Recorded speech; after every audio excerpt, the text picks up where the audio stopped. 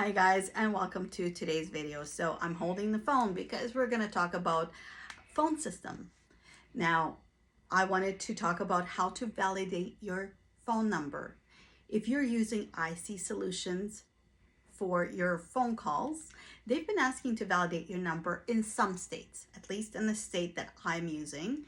So if that applies to you, I hope you watch this video. So before we go into it, you know what to do. That subscribe button, very, very important. Click that, and that little bell that tells you every time I post a new video. And don't forget to hit thumbs up if you like these kinds of how-to videos that go on for a long time. And I appreciate that very, very much. So let's talk about validating your phone number. I played it innocent, a feel of discontent. I'm finally facing it all, fearless.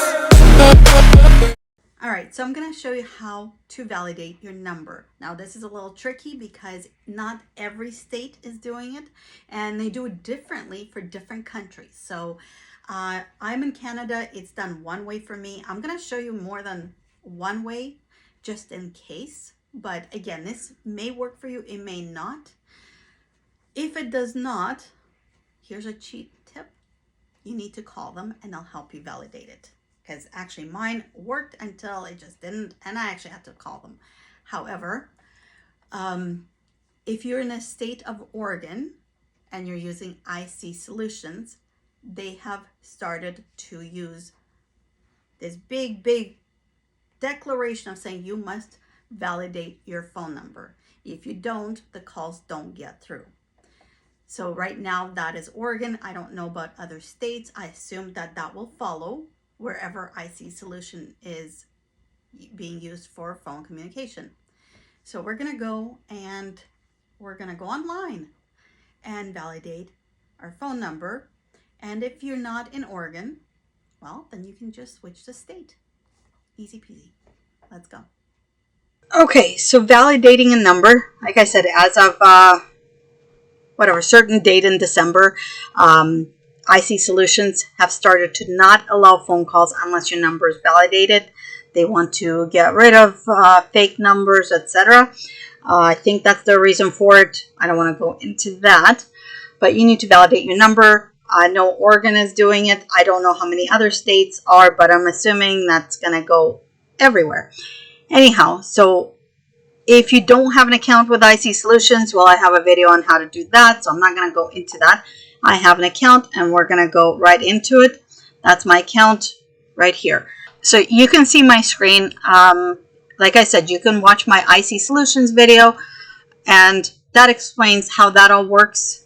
I'm not going to go through that, but right here, you'll see the words phone validation complete. So I had my phone validated. Now I have my Canadian number and I have a US number. I don't need to validate my Canadian number. I only needed to validate my US number, and that's the one I did. So phone validation complete. Like I said, if you go through all the steps, you still can't do it, make sure you call them and they can do that with you. Because it's really important. You're not going to get calls unless it's validated.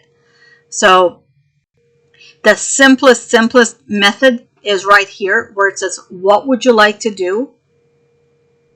You're going to click here to validate phone number. Now, when it comes to validating phone number, okay, so you're going to select an agency.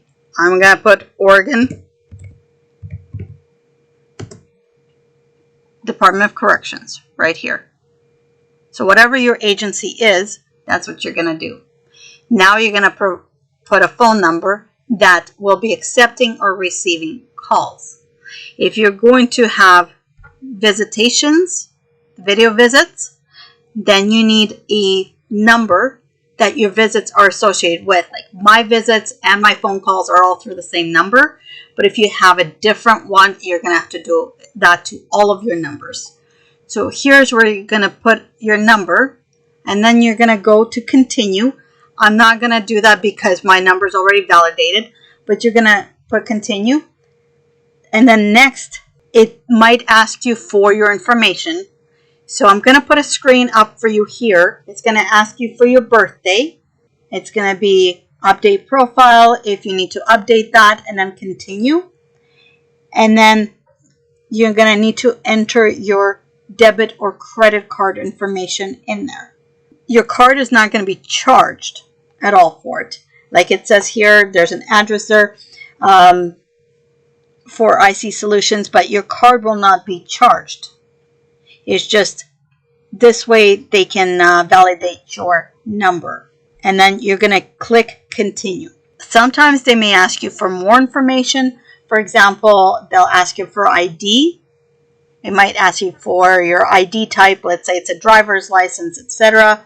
So you're going to enter that, and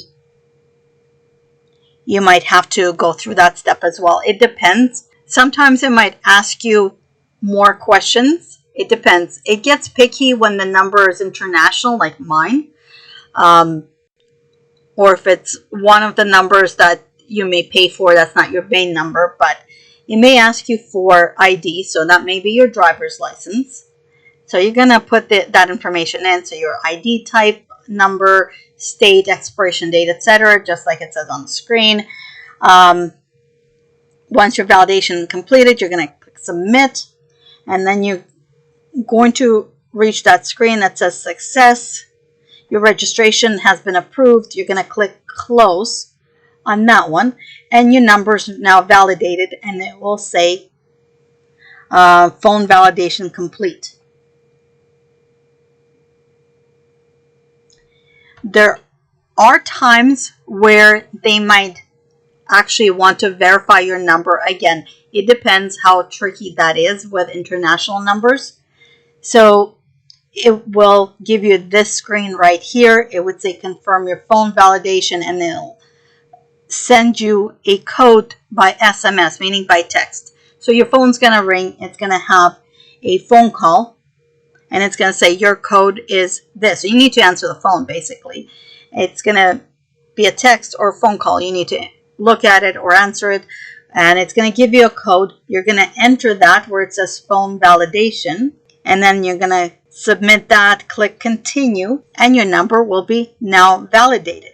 Now, I did have somebody ask me what happens if I don't have a credit card. So I'm going to put a screen right here for you.